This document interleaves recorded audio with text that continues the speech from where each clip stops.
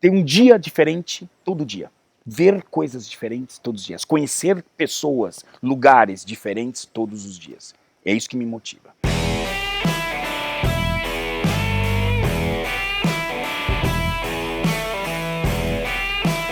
Eu tive o privilégio de ter um avô. A minha família é estrangeira, né? Minha família são de imigrantes, na verdade. Meu pai é alemão, minha mãe é italiana, meus avós italianos. E meu avô era um cara que gostava muito de pescar. Então eu conheci a Amazônia e o Pantanal muito jovem. Eu ia com ele com 10, 12 anos de idade. Eu já ia para as expedições, eu era aceito na expedição dos pescadores, porque eu não reclamava, ficava quietinho no barco, então eles permitiam que eu viajasse junto. Eles faziam aquele varal de pirarucu, pescava tudo naquela época, né? Tirava tudo do peixe, um caminhão voltava com um caminhão cheio de peixe. Uma época diferente, né? Depois mudou, né? A relação nossa com o meio ambiente, o conhecimento. Mas eu posso acreditar essa vida ao meu avô, principalmente, e eu, por ter sido meu pai, por ser alemão, gostava de ficar no interior. Eu fui criado em São Roque, que agora é muito fácil estar perto, mas naquela época, enfim, tinha dificuldade para chegar. Eu morava ali no Guaçu, que era um bairro que passava, em frente passava a Romaria, né? Então eu tive uma vida mesmo de interiorano, sabe? E começou dessa maneira, acho que por conta especialmente do meu avô. Bom, o meu pai, na verdade, é meio contraditório, porque o meu pai tinha um lado dele, como todo bom alemão, gosta de andar no mato, então eu montei cavalo, com 3 anos de idade eu já montava cavalo. Eu morei num lugar que tinha a vaca, o porco, a cabra, então ele me deu essa possibilidade. Eu era um companheiro do meu pai. Meu pai não tinha muitos amigos aqui, então eu era o companheiro do meu pai. Então, nesse aspecto, sim, ele foi um grande incentivador, mas, ao mesmo tempo, ele, profissionalmente, quando eu quis escolher a profissão que é a minha atual, que eu gosto de fazer e que eu nasci para isso, que tem a ver com ciências biológicas, ele falou: você não vai estudar biologia porque com biologia você não vai ganhar dinheiro, você vai fazer economia. Era um pensamento antigo esse, né? E então, nesse aspecto, ele não foi muito amigo, né? E foi uma grande surpresa quando eu virei, né? Porque eu comecei a minha vida profissional como economista e trabalhei, inclusive, um tempo com ele. E quase 10 anos eu trabalhei com auditoria. E aí, enquanto isso, eu estudei a biologia e depois eu virei, né, a mesa, né?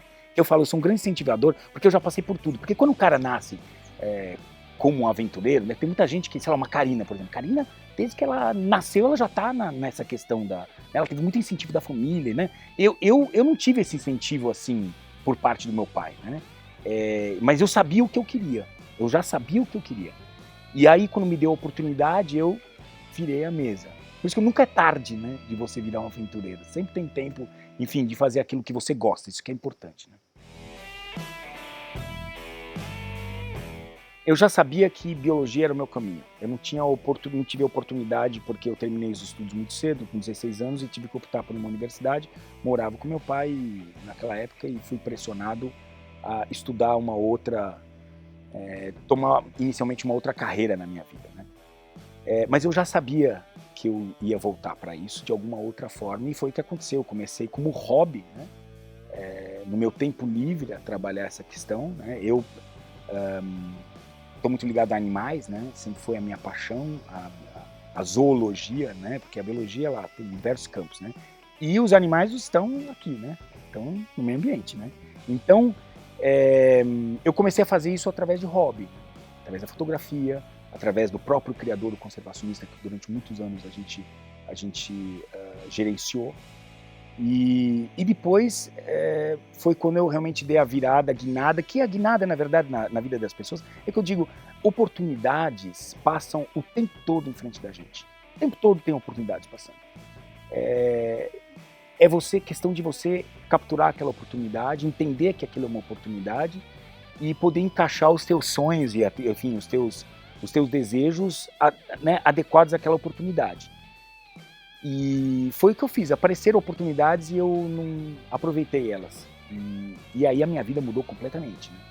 Aí eu pude seguir realmente aquilo que eu queria fazer. Eu entendo que a televisão, o YouTube, não importa, a mídia, ela tem um papel importantíssimo para influenciar as pessoas, ou para levar conhecimento para as pessoas. Isso não precisa ser chato, né? Então, eu, dentro da minha profissão como biólogo, claro que eu uso muito, por exemplo, os animais como uma ferramenta para atingir as pessoas, porque eu sei que os animais encantam as pessoas. Então, eu uso eles como ferramentas para atingir esse meu fim, que é fazer com que as pessoas prestem um pouco mais de atenção. Existem, quando a gente fala em conservação, o tempo todo, a gente tem que ter a abertura e a compreensão de que o planeta está mudando, a sociedade está mudando, as necessidades estão mudando, as pressões estão mudando. Recentemente, eu faço parte de alguns grupos, pouca gente sabe assim, do meu trabalho, como eu não sou um cara que faz programa de televisão. Eu sou um cara que faz programas de televisão e está envolvido realmente com projetos de conservação. Eu sei da minha importância enquanto influenciador e eu devolvo na medida do possível, sempre que eu posso, auxiliando projetos que eu sei que precisam dessa alavancagem, desse empurrão, porque o mundo mudou muito.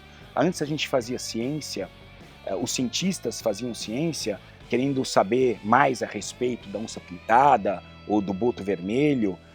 Hoje a gente já sabe tudo sobre onça-pintada e boto vermelho. O próximo passo que nós temos que fazer o objeto de estudo desses caras está desaparecendo dos cientistas. Os cientistas entenderam que se eles não entrarem, utilizarem as ferramentas de mídia para poder influenciar, mudar os hábitos das pessoas, ou fazer elas compreenderem as coisas, o objeto de estudo dela está desaparecendo, vai acabar. O boto vai embora, a onça-pintada vai embora. Então a única maneira de a gente atingir as pessoas é através da mídia, através de veículos, como por exemplo o nosso. Então eu estou realmente aliado a diversos projetos, Instituto Onça-Pintada, SOS Mata Atlântica, AMPA, INPA, que eu atuo diretamente, sabendo dos problemas de comunicação deles, ajudo eles na comunicação, né, para eles poderem atingir o objetivo deles agora, que é manter os bichos lá, vivos, né? Esse é o grande desafio hoje. Veja bem, há 20 anos atrás, os documentários, eles tinham uma velocidade diferente. O leão está na savana. Cri, cri, cri, cri. Nada, o leão está lá, fazendo nada. As pessoas não querem ver isso. As pessoas não querem ver isso. Ninguém assiste mais documentários assim. Poucas pessoas assistem. Talvez quem esteja hoje em volta dessa mesa assista um documentário assim, porque esse é o nosso DNA. A maioria das pessoas não quer saber do leão cri-cri, ele quer saber do leão comendo uma gazela. É isso que ele quer ver. Mudou. Não adianta eu fazer poesia se ninguém lê a minha poesia. Não adianta escrever lindos roteiros se ninguém vai ler. Eu preciso que as pessoas prestem atenção. Tá? Então assim, a primeira coisa, isso justifica então os meios, eu de ir lá e pegar uma serpente na mão e mostrar? Sim, a partir do momento que eu entendo que essa serpente não está sofrendo nenhum tipo de ameaça. Essas pessoas, eu entendo as pessoas, nós temos, na verdade, aliás é uma grande possibilidade de falar sobre esse assunto através do canal de vocês, fico bem feliz sobre isso, porque assim, nós temos duas pessoas que criticam, aquelas que têm inveja do que eu faço, porque tem uma vida maravilhosa do cacete, é muito bom fazer o que eu faço. Este meu trabalho me possibilitou conhecer intimamente lugares mais longínquos, do Alasca, Galápagos, agora como estamos falando de Egito, Austrália. Quem não tem um trabalho como esse? É lindo, maravilhoso. Ninguém sabe como eu suo para isso. Mas, então essas pessoas, tem pessoas que simplesmente sentem inveja e fazem essas críticas porque não gostam, porque hoje nós estamos num mundo de haters. Eu não gosto da tua camiseta, não gosto de azul, não gosto de rosa, não gosto disso, não gosto... Eu não tenho um mundo de não gostar, né? Tecnicamente, agora falando como biólogo, porque eu sou biólogo, tá? O animal, quando ele sai, no dia ou na noite, depende o hábito dele, ele sai para fazer aquilo que ele nasceu. Duas coisas básicas, reprodução e alimentação. Basicamente, esse é o drive do animal. Então, você imagina uma serpente que está ali, enfim, se movimentando no meio da floresta, onde ela vive, e vem um gavião e ataca essa serpente. A serpente vai se defender como ela pode. Ela vai morder de volta, ela vai enfiar a cauda no olho do gavião, ela vai se defender como ela pode. Você acha que se ela conseguir escapar desse gavião, ela vai fazer o quê? Ela vai para o psiquiatra e pedir aconselhamento, tomar um remédio? Não, ela vai fazer a mesma coisa, ela vai atrás de um rato para comer um rato e vai passar pela mesma batalha. Essa é a vida dos animais. Os animais na natureza, a gente não pode tentar carregar os nossos sentimentos humanos para dentro da vida animal. A vida animal funciona diferente. Inclusive, existe muita mudança, e isso é uma mudança que a gente, recentemente no nosso canal, colocou 2 programas sobre a onça pintada que mudam paradigmas do que os conservacionistas acham, porque nós latinos pensamos tudo com o coração. Eu passei 4 meses nos Estados Unidos ano passado. Eles tratam a fauna dele diferente do que nós tratamos. A fauna deles, eles tratam com gerenciamento. A fauna tem que ser gerenciada, a conservação nasce no coração. Mas ela passa depois por um ordenamento, por um processo de gerenciamento, e ela termina no bolso, porque custa caro fazer conservação. Então a gente tem que começar a entender esse novo passo da conservação, que inclui manejo das espécies que estão aqui. E não fazer isso grandes santuários, que não são santuários, porque ninguém defende. Um parque nacional no Brasil hoje, você acha que está protegido? Você acha realmente que uma terra indígena é protegida? Está lá, como terra protegida. Quem é que está dizendo que é protegida? Quem é que está fiscalizando isso? Quem é que está olhando isso? Então, assim, hoje, a área legal de uma reserva legal de uma fazenda, e tem fazendas gigantes que no mínimo tem que ter, na parte sul e sudeste, 20% de proteção, ela é muito mais protegida do que um parque nacional, porque ali tem gente. Porque se entrar alguém ali, se não tem acero para incêndio, se tiver proteção contra a espécie, se entrar alguém ali dentro e destruir alguma coisa, o cara vai pagar do bolso dele. Então ele põe gente para cuidar. Eu com isso não estou defendendo um lado ou outro, eu estou defendendo, estou colocando fatos. Então conservação é muito mais do que simplesmente gostar de bichinhos e achar legal e ficar sensibilizado com bichinhos. Isso é gerenciamento. E assim, eu passei dessa fase. Então, eu aceito críticas. Estou apto a conversar com qualquer pessoa. Eu viajei tanto e falei com tanta gente e tenho tanta experiência, eu posso dizer, nesse campo, que eu estou apto a conversar com qualquer pessoa e mudar de ideia, porque é isso que é o objetivo da conservação. É você entender que o mundo que a gente vive é colorido, não é preto e branco. Não existe o absolutamente certo e errado. A melhor coisa para a espécie, para todos os seres vivos que vivem no planeta, é que o ser humano desaparecesse. A mesma pessoa que hoje está criticando isso, está usando um computador que usa energia elétrica, que usa de uma hidrelétrica, que foi inundada toda uma área que matou um monte de espécies animais. Então assim, meu Deus, então eu também estou colaborando. Todos nós estamos, querendo ou não, impactando o meio ambiente.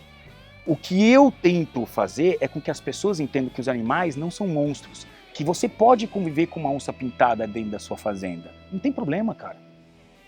Você vai poder perder algum gado com isso? Vai. Pode ser que sim. Vai perder, porque ela vai preferir talvez atacar o gado, é mais fácil do que uma queixada. Mas entender que não vão matar a onça pintada. Uma serpente, não vão matar a serpente. Né? O mesmo biólogo que aponta o dedo, ele tira uma autorização para matar 100 espécimes de uma única espécie para fazer um trabalho científico. É esse mesmo biólogo que está falando, porra, você encheu o saco da serpente porque tirou ela e pôs na mão. A minha foi embora. E a sua? Tá onde? Num copo de vidro com formol para estudar algum fenótipo. Eu acho importante isso, não estou desqualificando isso. Né? Mas eu quero dizer com isso que depende da ótica que você usa. Para conservação, você pode correr um cachorro atrás de uma onça, colocar uma coleira numa onça, disparar, ela cair 4, 5 metros de altura, sedar os cachorros picando ela no dente, para colocar uma coleira para entender melhor sobre a onça pintada. Ela vai para o psiquiatra depois ou não? Isso pode, então para pesquisa científica pode. Agora para disseminação de educação ambiental não é válido?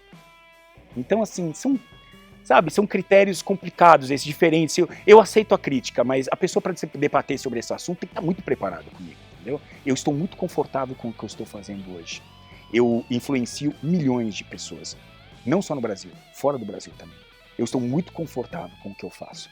Eu aceito as críticas, aceito diferenças de opiniões, mas as pessoas têm que vir basada com um pouco mais do que ai, que bonitinho que ele tá ali enchendo o saco do bicho. Tem que ser um pouco mais denso do que isso. Não tinha nada, não tinha uma ideia de TV. Na verdade, eu tinha um criador conservacionista com muitos animais, e aí vieram gravar alguma coisa lá dentro do meu criador, e aí eu fui tirando alguns animais para mostrar, e o pessoal que gravava se encantou da forma com que eu pegava os bichos, falava dos bichos, a forma, enfim, natural com que eu trabalhava os bichos. E eles me perguntaram, você não se interessaria, você nunca pensou em fazer televisão? Isso foi em 2002. Em 2004 eu já estava fazendo TV, mas não era algo que eu tinha planejado na minha vida. Ele aconteceu, foi aquela oportunidade que passou na minha frente, eu falei, legal, vamos fazer, vamos tentar, pode ser interessante. E eu, quando entrei na televisão, não sabia, eu só entendia dos animais, mas não entendia em como produzir. Hoje eu acho que eu sou o melhor produtor do que apresentador, porque eu sei roteirizar, eu sei olhar para uma situação, como eu tenho um conhecimento de ecologia bastante extenso, né? Não é só do bicho, é o bicho no contexto do habitat dele e todas as ligações. Então eu consigo hoje, eu olho para umas situações às vezes fragmentadas, eu consigo conectar elas em cima de uma temática. Então eu tenho essa habilidade que é um conhecimento e a prática de fazer isso, o entendimento me trouxe, né? O conhecimento me trouxe. Mas no começo eu era funcionário de uma TV. E a TV, a televisão em primeiro lugar, entretenimento. Ponto. Ah, mas a BBC é um outro caso, entendeu? Mas é também entretenimento. A pessoa que senta na frente para assistir um programa da BBC, que são os programas mais caros do planeta, e são maravilhosos e lindos, que imagem linda, em primeiro lugar, aquilo é entretenimento. A pessoa senta ali para se entreter. Que bom que ela consegue se entreter e ganhar conhecimento. Joia. Então, isso foi um aprendizado. Eu, no começo, eu era muito jovem não era tão jovem, porque eu já não tinha acho que 30 anos.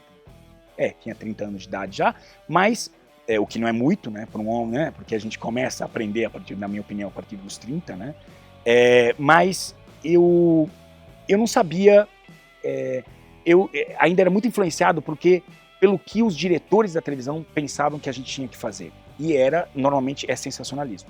No começo da minha carreira, eu fui mais sensacionalista pela própria imaturidade, imposição, e do próprio meio em que eu estava. Eu não estava montando o meu cavalo, eu não tinha as rédeas na minha mão. A partir do momento que eu comecei a ter as rédeas e comecei a adquirir mais experiência, e passou a minha primeira emissora, e eu comecei já na segunda emissora a trabalhar com eu mesmo produzindo, eu comecei a me preocupar mais em refinar o meu estilo e começar a trabalhar um pouco mais os aspectos de conservação e menos o encontro do homem com o animal, que no começo realmente era muito presente e que me fez conhecido.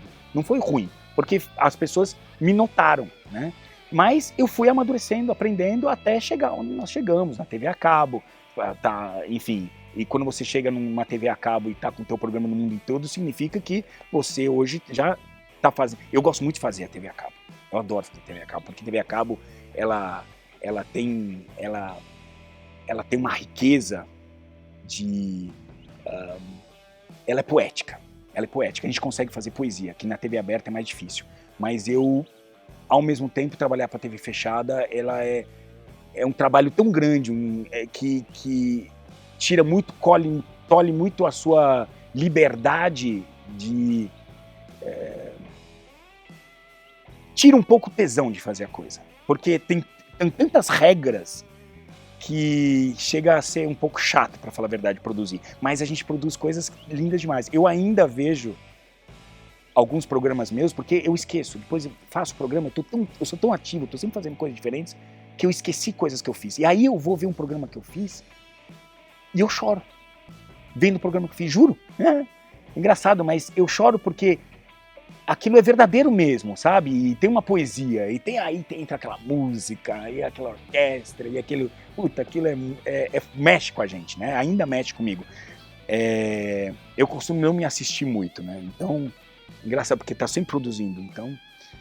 Mas é engraçado isso. Na TV aberta, as coisas que a gente fez, eu tenho muito orgulho das coisas que eu fiz pra TV fechada, desculpa. Tenho muito orgulho. E ainda hoje me emociono com isso. Mas a TV, ela deixou de ser... A TV era um local, né, onde as pessoas iam buscar esse tipo de programa. A TV aberta já não é mais.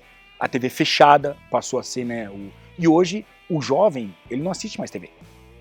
Então, eu tive que me renovar também. Eu, com quase 50 anos de idade, há 3 anos atrás, tive que entrar para a plataforma do YouTube, que era uma plataforma ou pro online, que era uma plataforma que eu falava, não vou perder tempo com isso. Como é que vai produzir um negócio que custa uma puta grana, custa muito dinheiro, é equipe, é câmera, não sei o quê, pra terminar pra ser de graça? Até que explodiu a Pororoca. Eu trago a vocês e entrego Pororoca!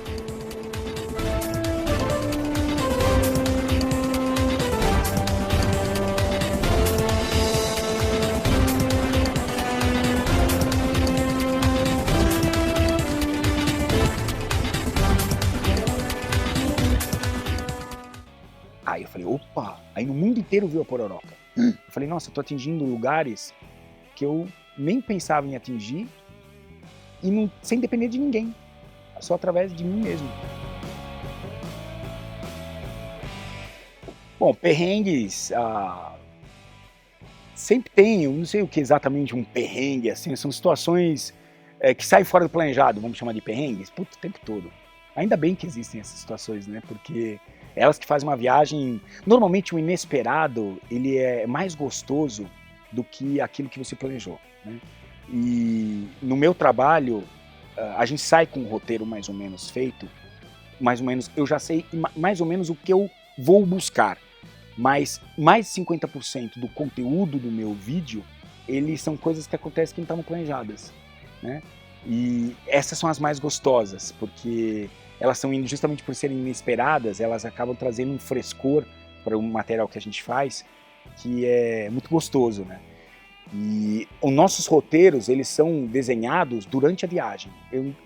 E isso foi muito difícil para as pessoas entenderem, porque assim, se eu for fazer uma matéria sobre a onça pintada, como eu já fiz, há muito tempo atrás fui para uma fazenda, que a gente tinha esse conhecimento de que todo dia, a dona fazenda falou, todo dia a onça pintada mata um garrote na frente da nossa propriedade. Ali enfim, da nossa boiada, lá mata um garrote, todo dia. Ah, tudo bem, todo dia, eu sei que já diminui, sei lá, 70%. Falei, vou passar um mês lá. Se não for todo dia, mas ela aparecer 3 vezes, já foi bom. Se aparecer uma, já é sensacional. Bom, a onça pintada tomou férias, porque em 30 dias ela não apareceu. Então, eu passo por esse tipo de situação. E aí? Então, e aí? E se o roteiro estava todo dizendo, e não apareceu o artista principal? Lascou. Então, aí foi aí que a gente fez a primeira vez eu estava deitado na cama, olhando pro teto, falei, e agora, meu? Eu tenho que sair com um material de onça pintada. Os caras, porra, na época ainda estava na Record. Deram a grana pra fazer essa viagem até aqui, uma puta viagem difícil, um carro já tinha caído da ponte, também. Sabe aqueles que você já vê que a viagem... E acontece, inesperado, acontece, carro caiu da ponte, tem que tirar, furou o pneu, troca, faz parte da vida. Quem não tá disposto a isso é porque não tá disposto a se divertir. Isso é diversão, né? Faz parte. E aí, o que eu faço? Aí eu olhei pro teto e vi 6 morcegos hematófagos, aqueles que são os vampiros. Eu, vou fazer um trabalho com esses caras, né? Nunca tinha feito. Eu falei, e agora? Como é que eu faço o Grand Prix, né? A gente começou a trabalhar, a gravar eles mordendo a mula, mordendo o porco, mordendo a galinha, mordendo o boi, gravando, tinha tudo. Eu falei, puta, agora falta cereja no bolo. O problema é ataques em acidentes com seres humanos. Fechamos a casa inteira. Eles não tinham como sair. E no segundo dia, o metabolismo muito acelerado, eles têm que, né, tá sempre consumindo, porque eles, cara, imagina a especialidade do cara, vai no néctar do néctar. Você vai lá, você come um pedaço de comida assim, com todo o processo digestório para tirar o que tem de melhor, joga fora o resto e aquele melhor vai pro seu sangue. Ele vai lá, trabalha canudinho e bebe aquilo que você trabalhou, teu organismo trabalhou para produzir, só o crème de la crème. Pô, o cara é sensacional. É sensacional. A biologia do cara dos morcegos hematófagos é sensacional. E aí eu falei, bom, agora vamos ver se eles... E aí, como o metabolismo muito acelerado, né, porque eles vão direto na fonte, eles no segundo dia, eu dormi 2 dias ali naquele quarto, no segundo dia começou uma agitação diferente, eles foram lá e isso não encontra num livro, é prática, é você, né, experimentar, ver, né, imaginar um cenário, e salvou a matéria, ainda bem, porque não tinha onça pintada. Então eu digo, os nossos roteiros, eles são feitos durante a viagem, a gente sai com uma ideia, mas a gente está aberto a tudo o que acontecer. Não, foi a mim. Desceram primeiro, foi lá e eu fiz um cortezinho no calcanhar, só para despertar o interesse deles, mas não tinha um livro dizendo como fazer morcegos hematófagos, não. Eles não tinham para onde ir, eu era a única fonte de alimento e eles vieram para mim. Tava deitado na cama, veio um, veio outro, já mordeu, começaram a lamber, aí veio outro já, né, desmodos rotundos porque eles ficam redondos, né? Eles mamam, enfim, vão lambendo o sangue até ficar redondo, nem consegue se mexer mais. E foi assim que a gente fez a primeira vez, entendeu? Foi uma experiência que foi de campo. Depois eu fui replicar para National Geographic, mas aí eu já sabia tudo como fazer, ficou fácil, né? Eu fui o cara que escrevi o livro, Manual de Como Ser Mordido. Fui eu que escrevi. Bom, primeiro que a gente foi super bem aceito. Claro que para eu poder crescer, eu me apoiei em muletas, né? Que são, na verdade, caras que já estavam na plataforma. Por sorte, quem estava... Porque a primeira vez que falamos no YouTube foi, inclusive, com um embaixador nosso, que foi o Cavallini. O Cavallini falou, Richard, você está perdendo tempo, tem que entrar na internet. Eu falei, eu não vou entrar nesse negócio. Richard, tem que entrar. Ele entrou muito antes que eu na internet. E ele já começou um trabalho na internet. E eu falava, mas Cavallini, eu não vejo, né, por quê? Depois que eu fui entender, aí aconteceu a Pororoca, enfim. E a Pororoca foi aquela de correr a onda e que andou o mundo todo. Aí eu percebi, eu vi este vídeo em outras plataformas de YouTube dando milhões de visualização. Virou meme do ano. Tinha gente do mundo inteiro. Eu cheguei a vender para, sei lá, Eslovênia, onde que eu vendi a imagem de eu correndo da onça, da onda, enfim. Então a minha transição, eu não acreditava, a minha transição ela foi suave por conta do apoio que eu recebi de outros criadores de conteúdo da plataforma. Cavallini foi um, e depois muitos outros de outros segmentos, enfim, que eu consegui fazer o famoso collab, né? Enfim, consegui fazer material em conjunto, e isso acabou alavancando o canal, né? O canal agora cresceu pra caramba, a gente está muito satisfeito. Hoje a gente consegue produzir o nosso próprio conteúdo. Hoje o YouTube se paga, né? A plataforma hoje se paga. Hoje, tecnicamente, eu não preciso mais de TV. Eu gosto de estar na TV, porque é uma plataforma que a gente atinge um público um pouco mais velho, né? Porque o jovem hoje está no YouTube, né? Mas eu vou dizer que foi suave e eu fui muito bem. Eu sou muito grato aos players dessa comunidade, que chamados YouTubers, famosos YouTubers, são os criadores de conteúdo. Eu tive muita sorte porque todos me ajudaram, sem cobrar nada em troca. É diferente na televisão. Na televisão existe muita disputa, porque você está disputando o mesmo horário. Ou o cara assiste você ou assiste o João. Não dá para assistir os dois ao mesmo tempo. O programa passa no mesmo horário, né? No YouTube não, você pode assistir o João de manhã e o Richard à noite, entendeu? Então nós não competimos entre nós. Bom, nós temos as pessoas comuns que não têm contato, né, porque vivem uma vida que não tangencia em momento nenhum um contato direto com espécies silvestres, vamos dizer assim, né? E nós temos as pessoas que têm, por conta do lugar que vivem, por exemplo, como eu, que têm a possibilidade de ter contato com animais silvestres. Aqui tem tudo, desde jararaca. Eu já tive cachorro morto por jararaca aqui dentro de casa. Então aqui vem sagui, vem pica-pau, vem vem papagaio, enfim. Então, eu acho que as pessoas que não têm contato, eu acho que a primeira coisa que a gente tem que se preocupar, isso como cidadão, né, eu acho que biologia e direito deveriam ser duas disciplinas que nós deveríamos ter um pouco mais extensas no nosso processo de educação. Direito para que você saiba os seus deveres e direitos enquanto cidadão, né? E biologia para que você entenda o planeta em que você vive e como ele funciona, né? Eu acho que são duas disciplinas que a gente deveria ter uma carga maior de horário para formar os jovens que estudam, enfim, antes no ensino fundamental 1 ou 2, enfim. A gente deveria ter uma carga maior dessas duas disciplinas. Uma pessoa que não tem contato não tem a oportunidade de estar perto, ela tem usos, né? Hoje a gente está num processo de consumo muito extensivo. O grande problema hoje, que é um dos grandes problemas que a gente tem hoje, além da água, é o lixo, né? E o lixo, na verdade, pode ser uma grande fonte de receita se a gente souber trabalhar adequadamente. Mas gerar lixo, né? Gerar o desperdício. Então são coisas que a gente pode começar a trabalhar, mesmo que você não tenha Porque se você imagina que isso é uma... Nós somos, agora acho que mais 6 bilhões, 7 bilhões de pessoas. Então, imagina se cada um puder economizar, sei lá, 1 litro d'água, não sei. Então, nós estamos falando de 7 bilhões de litros. Claro, é um exemplo tosco, tem lugar que nem tem água para economizar nesse planeta, nos lugares que as pessoas vivem, mas eu estou dizendo só como exemplo que realmente faz muita diferença o impacto, o que você puder fazer de reduzir os seus consumos, e isso a médio e longo prazo também reflete na natureza e ajuda na conservação. Agora, as pessoas que têm contato, o grande desafio nosso próximo agora vai ser, porque é inevitável, com o crescimento exponencial da população, que a gente cada vez mais vai invadir o habitat em que os animais vivem e onde a natureza prevalece. A gente tem que começar a entender como se relacionar com essa natureza, com esses animais, e aceitar eles no dia a dia, entendeu? Então, apareceu uma cobra no meu quintal, não vou matar. Eu vou pegar essa serpente, vou transportar para uma mata ou para uma instituição que possa dar caminho ou para, enfim, destinar, mas começar a aprender e entender os animais que vivem em volta de você. Então, essas pessoas que têm essa possibilidade, e hoje cada vez mais todo mundo vai para a praia, todo mundo vai para um sítio, todo mundo tem que aprender a viver no lugar, né, que você tá. Uma carangueja, mata a carangueja.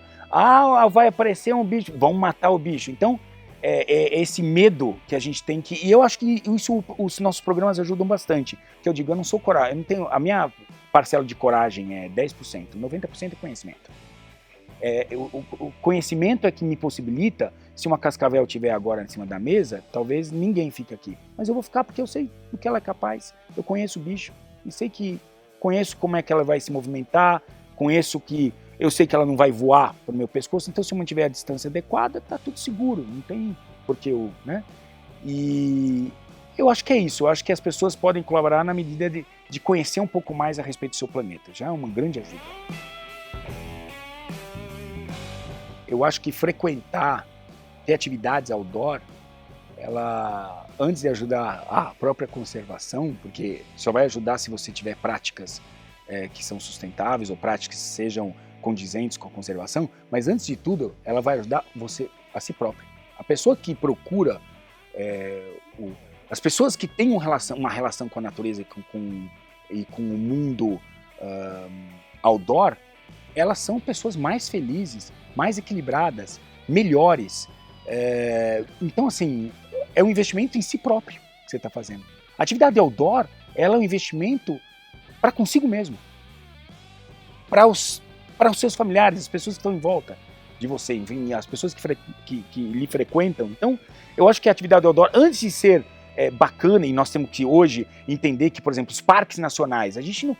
Parque, o que é um parque? Parque se subentende que é um lugar onde você se diverte, né? Então, os parques nacionais hoje, quanto mais gente for para o Parque Nacional, é melhor, porque são mais fiscais entrando dentro do Parque Nacional, né? Então,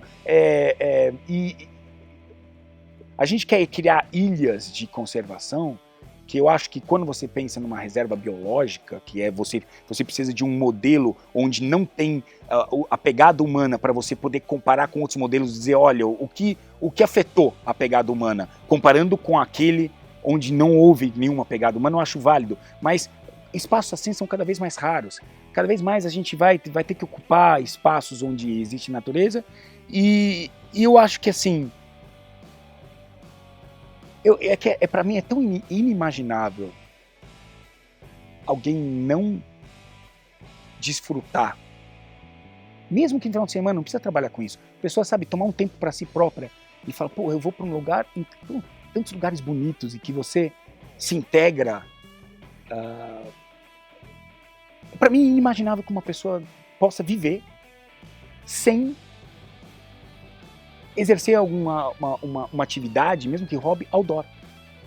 Como é que você pode viver nesse planeta e não conhecer os planetas? Já falamos sobre isso. Como você pode viver nesse planeta e não ter vontade de conhecer o que existe nesse planeta? Os medos estão ligados a ameaças, né? Eu digo sempre, eu dou muita palestra, né? E eu digo para as pessoas que, eu falei, vocês já são corajosos.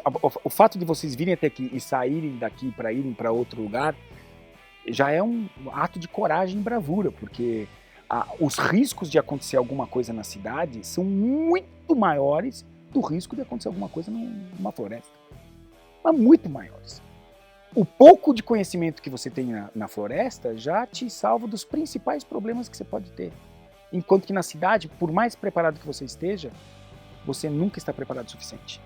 Sempre tem uma ameaça que vai te derrubar. Inesperada. E na floresta não. É muito mais tranquila a floresta do que a cidade.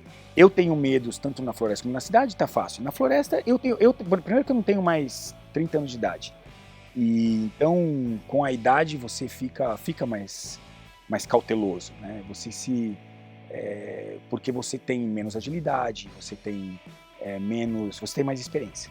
Então você compensa todos os outros menos, que você vai ter tudo é menos, com exceção da experiência. Então a experiência, acho que com a idade, ela só tende a crescer. Conhecimento é algo que ninguém tira de você, ele só é cumulativo.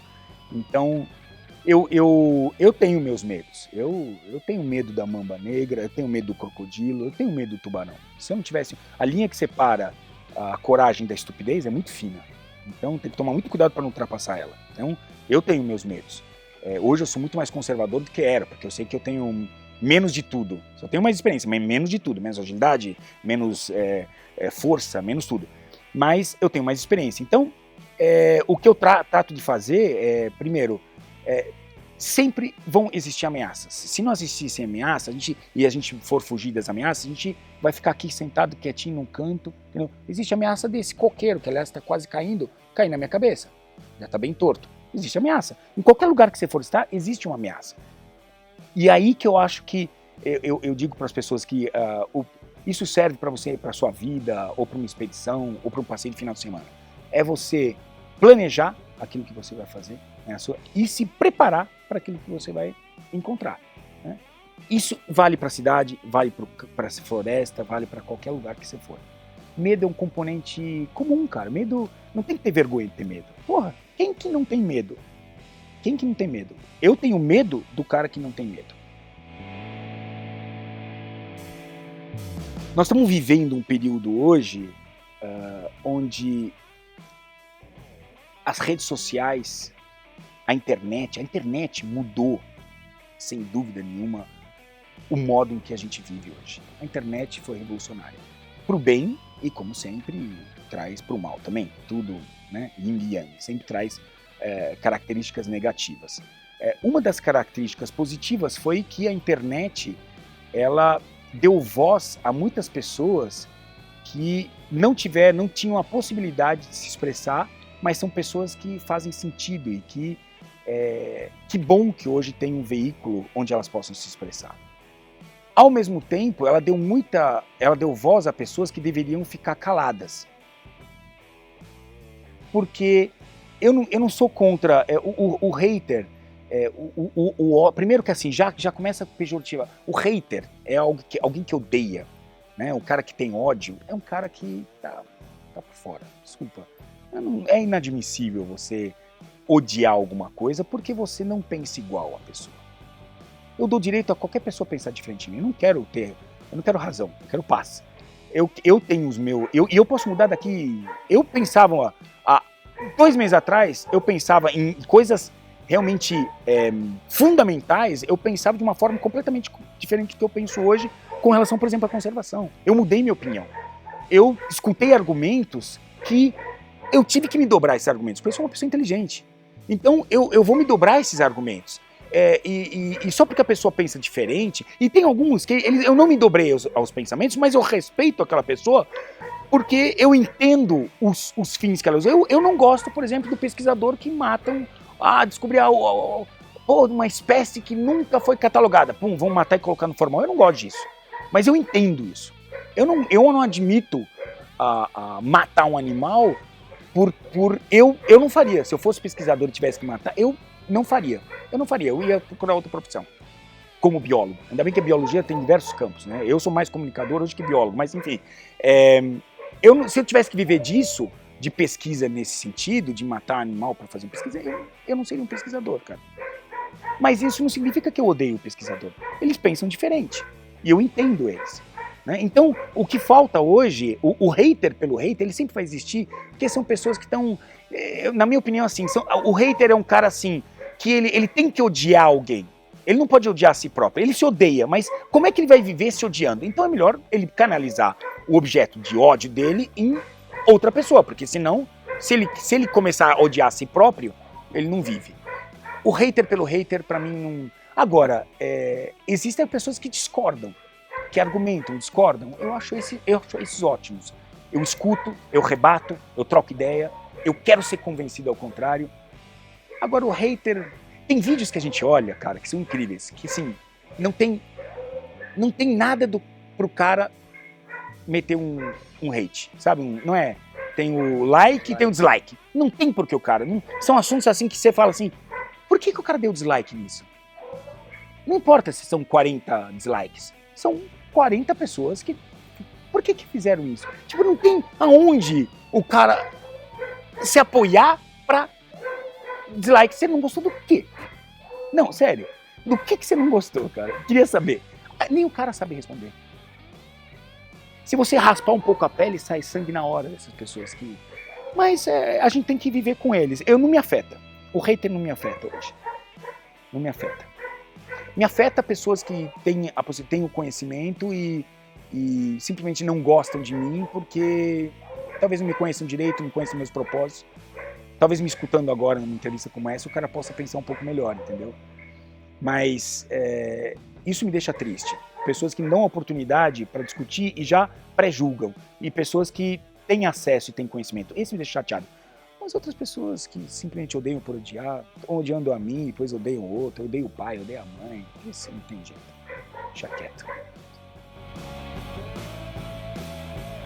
Primeiro que é um projeto antigo, desde 2008 que eu tenho. Eu já queria ter feito uma expedição dessa, uma expedição meio que rondon pelo Brasil inteiro.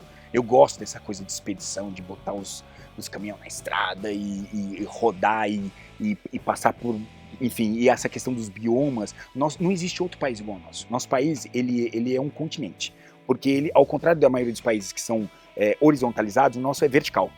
Então nós temos tudo que você pode imaginar em estratos. Aqui nós temos a quantidade de bioma, não existe outro país igual ao nosso. Não existe outro país igual ao Brasil.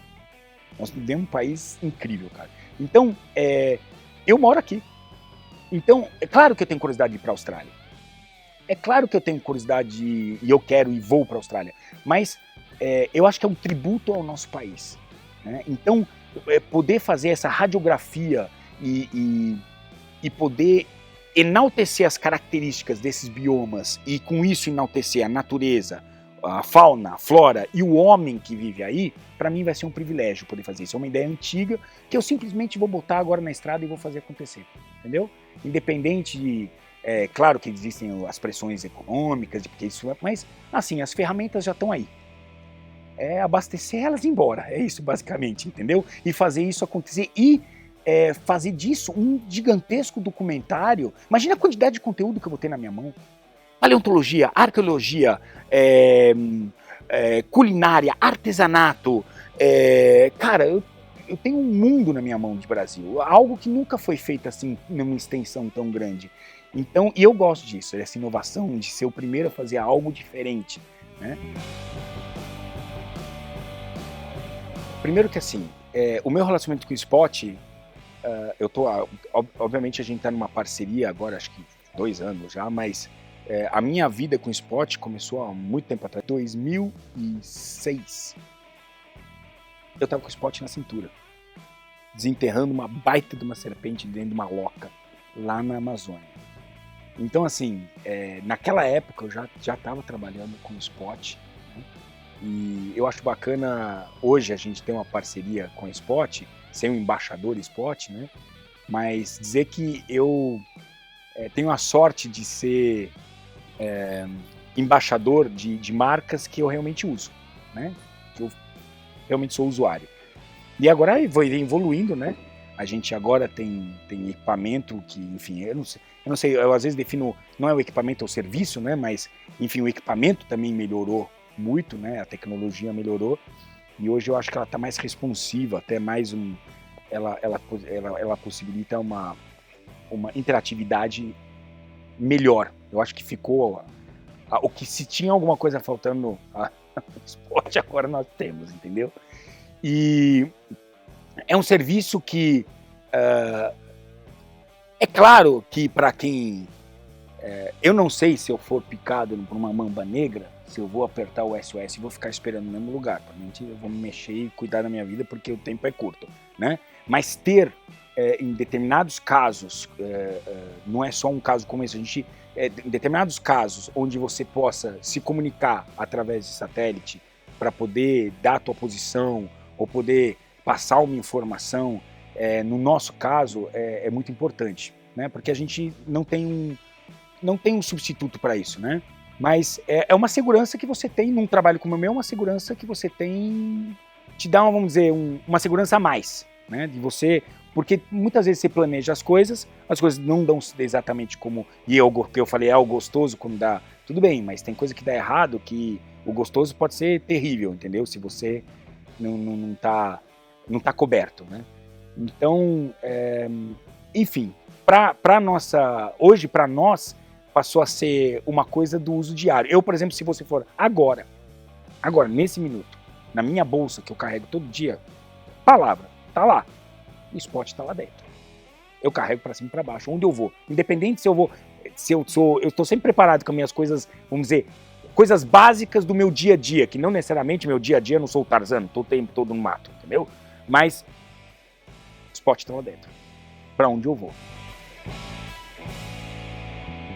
Meus canais prediletos, porque assim, o programa, hoje eu não tenho essa coisa de assistir o programa, eu tenho meus canais prediletos, tá? Pode ser?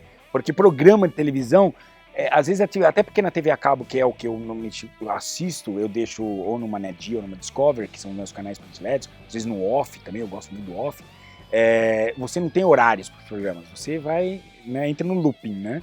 Então eu diria que são os canais prediletos hoje. Eu gosto de 3 canais fundamentalmente que eu realmente sigo, que são o History, o NetGeo e o Discovery. Eu tenho um cara que eu me espelho, é o cara assim, ele é a voz da BBC, é Sir David Attenborough. Ele é aquele cara, tudo que ele faz é genial, cara. Assim, qualquer palavra que ele diga, ele é mágica. Ele tá ali, ele tá no meio da selva. Ele diz, in the middle of the jungle, the Amazon jungle, mosquitos. É um deus, cara. Eu sei, por exemplo, mas tudo que ele faz é lindo, cara. Ele é um cara que tem uma história com essa coisa de ir até a África e mostrar a primeira vez. Eu lembro os primeiros filmes de bebê ainda com ele. Ele é um cara que me inspira muito. Ele é o apresentador que eu me inspiro. E eu não podia deixar de falar de Steve Irwin também, que foi um cara que incrível também. Eu acho que ele é um cara que mudou, né, a forma que a gente assistia na televisão, natureza na televisão, né? Se não fosse ele atraiu os jovens a voltarem a assistirem, tanto que Animal Planet existe por causa de Steve Irwin, né? Então eu acho que ele tem uma importância muito grande nisso. Sério, mas sai um pouco, e as pessoas vão se decepcionar, vão achar que eu vou fazer um filme de... Não, eu sou um cara que gosta de filme romântico, cara.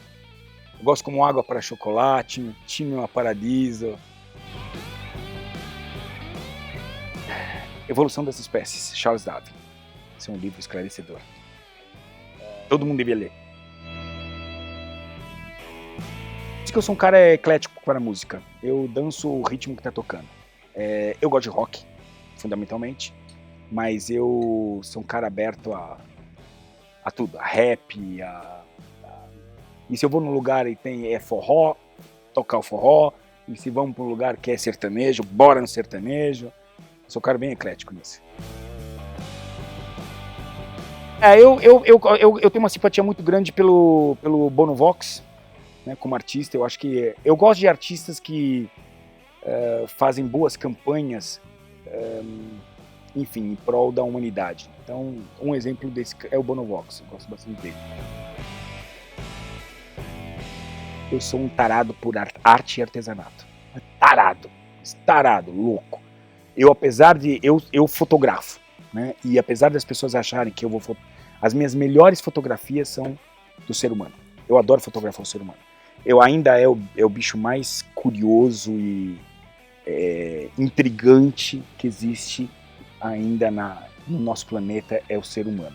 Então eu gosto muito da arte produzida pelo ser humano, principalmente as artes mais rudimentares e ancestrais. Então esse é o meu hobby. Eu sou um garimpador de objetos de arte, não só brasileira, mas no mundo todo. Eu volto da África, eu volto com 10 malas da África, de coisas. Eu sou um tarado.